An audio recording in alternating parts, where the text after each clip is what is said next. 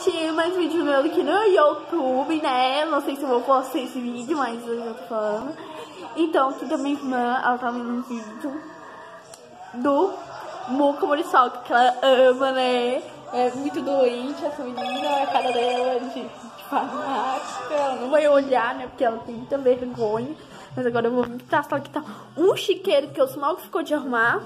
E o Samuel não arruma nada, porque ele é um preguiçoso do caramba.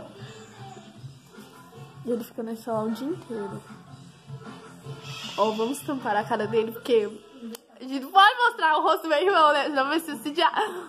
Olha que ele é lindo, gente. Meu Deus, né? Esse cara, tipo... Ah, que lindo! Agora. Vamos aqui pra fora. Olha que a pura fresco. Eles destruíram os eucaliptos aqui, olha. Vocês estão dando pra ver, mas é isso aí.